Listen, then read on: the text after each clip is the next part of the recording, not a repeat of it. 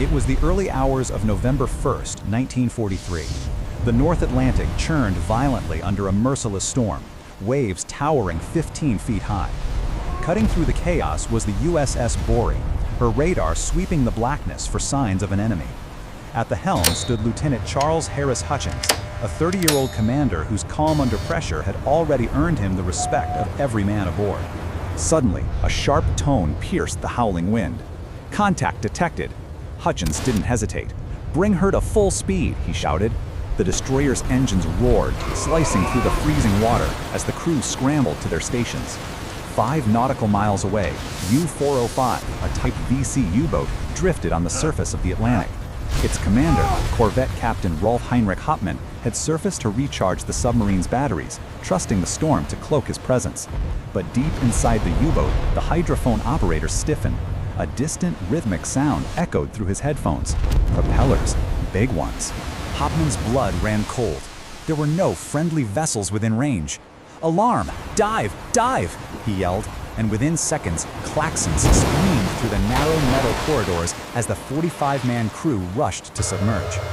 Back on the Borie, Hutchins watched his radar. Every rotation of the green beam a heartbeat. "Bearing 265, range 2,000 yards, reported the operator. Hutchins adjusted course, keeping the contact in line, until the blip vanished. "Contact lost, sir." The words struck like ice. The U-boat was gone, beneath the waves, and that meant the hunters had become the hunted. Hutchins ordered sonar to take over. "Any returns?" he barked. Seconds passed like minutes before a tense voice replied. "Sonar contact, 2,000 yards, bearing 170. The destroyer swung hard to intercept. Beneath the surface, the U-boat's hydrophone man tried to track the destroyer's movements, but the storm's turbulence distorted everything. He could only make out the steady pings of Borie's sonar growing closer. "Heading port, Captain," said his first officer, straining to hear through the noise. On board the Borie, the tension was electric. The sonar pings echoed louder as the destroyer closed to 600 yards. "Prepare port launchers for depth charges," Hutchins ordered. Metal clattered as sailors loaded the weapons. Then, silence. "Contact lost again, sir. She's right under us." Hutchins clenched his jaw. "Hard to starboard. Bring stern tubes to bear." The ship heaved through the waves as the crew braced. "Range 300 yards. Fire!" A series of thuds echoed as depth charges plunged into the sea, vanishing into the darkness before erupting with thunderous blasts. Columns of water shot skyward, drenching the deck. Down below, the U-boat reeled from the shock. The bow crumpled under the pressure, and seawater burst through ruptured seams. Hauptmann barked frantic orders, but there was no time. The flooding couldn't be contained. On the surface, the Borie's crew stared into the gloom. Then the impossible happened. U-405 breached the surface, bursting through the waves like a wounded beast. "Surface bearing astern, light her up," Hutchins commanded. Floodlights flared to life, slicing through the rain. The German submarine gleamed in the beam, waves crashing over her hull as crewmen poured out of the hatches, scrambling to man their 20mm cannons. The night exploded with gunfire. Red tracer rounds slashed through the rain, rattling against Borie's superstructure. American sailors dove for cover as the ship shook under the barrage. But the destroyer's gunners answered back. The Borie's 4-inch main guns and 20mm Oerlikons spat fire, pounding the submarine's deck. Shells ripped through the U-boat's foredeck, tearing apart the gun crews and sending men tumbling into the black water.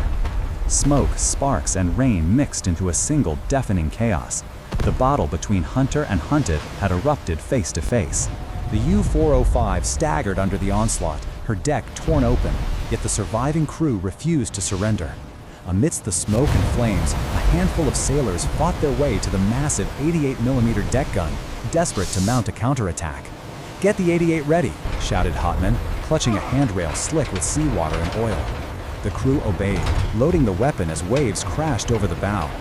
But on the USS Borie, Hutchins had already anticipated it. "Target their deck gun. All batteries, fire!" The destroyer's cannons thundered again. Bright flashes lit up the storm as shells screamed through the air and slammed into the U-boat's forward section. The 88mm crew never had a chance. One direct hit shattered the gun mount, sending steel fragments and men flying into the ocean. Through the smoke, the submarine's conning tower was barely visible. Hutchins could make out figures clinging to the railings, still firing their 20mm guns in defiance. But their rounds splashed harmlessly into the sea. "Helm, bring us around for another pass," Hutchins ordered. The Borie heeled hard, rain whipping across the deck. "We're not going to sink her with gunfire alone," he muttered. "We'll have to ram." The crew stared in disbelief. Ramming a U-boat was suicide. The destroyer's thin hull could easily rupture. But Hutchins's eyes were cold and steady. All hands braced for impact. The Borie surged forward, engines screaming. At 27 knots, the ship slammed broadside into the U-405. The impact tore through both vessels. Steel shrieked, rivets snapped, and the destroyer's bow buckled like tin. Men were thrown off their feet as water burst through ruptured seams. Deep inside the Borie, Chief Engineer Kenneth Miles Lucas fought to keep the turbines running. "Flooding in compartment 3, someone shouted. Lucas grabbed a wrench and dove into waist-deep water, shouting orders over the roar of the engines. "Get the pumps running! Seal those bulkheads!" Above deck, the two ships were locked together, an American destroyer and a German submarine grinding against each other in the raging Atlantic. Sailors on both sides fired pistols, rifles, even flare guns at point-blank range. Borie's crew fought with anything they could find: empty shell casings, knives from the galley, tools torn from the walls. Every few seconds, the muzzle flash of a Tommy gun illuminated soaked faces and the twisted metal between the ships. Hopman's men returned fire, but they were trapped in the open. The destroyer's higher deck gave the Americans cover and the advantage. One by one, the Germans fell. Still, the U-boat refused to die. Its engines roared to life, trying to wrench free from the Borie's mangled hull. "Hard astern!" Hopman bellowed. The U-boat strained backward, tearing itself loose with a horrible screech of metal. For a moment, she broke free, drifting in the churning sea. On the Borie, the situation was dire. Water poured into the damaged bow faster than the pumps could handle. The ship groaned, listing to one side. Yet Hutchins refused to back down. "Reload depth charges," he ordered. "We finish this now." The gunners scrambled, dropping canisters into the launchers. The destroyer turned sharply, circling the U-boat once more. Rain stung their faces as the order came, "Fire!" The depth charges plunged into the water and detonated around the submarine. The sea erupted in violent plumes of foam and flame. When the spray settled, U-405 was mortally wounded, its hull buckled and torn. Inside, chaos reigned. The control room flooded rapidly. Hopman wiped oil from his face, realizing it was over. "Surface the boat," he whispered. "Get the men out." The submarine broke the surface for the last time, smoke pouring from its vents. Flares arced into the night, a sign of surrender. The storm had quieted slightly, but the sea was still furious, as if reflecting the violence that had just unfolded. The U-405, crippled and burning, drifted helplessly on the waves. From its deck, a handful of exhausted men emerged, 15 survivors out of 45. Their faces were pale, hollow, and streaked with soot. Among them was Captain Hopman, still refusing to let despair show, even as the submarine groaned beneath his boots. "Signal surrender," he ordered quietly. His men launched red flares that hissed and cracked in the rain. To the Americans aboard USS Borie, the meaning was clear. The enemy had yielded. Lieutenant Hutchins stood on the bridge, drenched and grim. "Ease engines, bring us closer," he said. He could see the figures huddled on the wrecked U-boat's deck, clinging to rails and debris. They were beaten men, sailors like his own, caught in the ruthless grip of war. The Borie crept forward, her searchlights sweeping across the broken sea. "Prepare lines," Hutchins ordered. "We'll bring them aboard." But before the rescue could begin, a sharp-eyed lookout shouted from the port wing, "Flare off the bow! Incoming torpedo!" The words sliced through the tension like a knife. Somewhere out in the storm, another submarine had fired. Hutchins acted instantly. "Hard to port, show them our stern." The destroyer swung violently, turning her narrowest profile toward the threat. Moments later, a white streak flashed past. The torpedo missed by mere yards. The maneuver had saved the Borie, but it also sealed the fate of the men in the water. As the destroyer's engines roared into the turn, its bow crashed straight through the cluster of German rafts. The sailors on deck could only watch in horror as the survivors vanished beneath the waves. For several long seconds, nothing but the storm could be heard. The flooding is critical Then, on decks 3 silence. and 4. We've A lost heavy, main propulsion. crushing silence that no one dared break. Steering is unresponsive, Hutchins stood sir. motionless, the rain washing over his face. He didn't give the order to stop. They couldn't. Another torpedo could already be on its way. The U-405 finally slipped beneath the surface, taking her dead and her captain with her.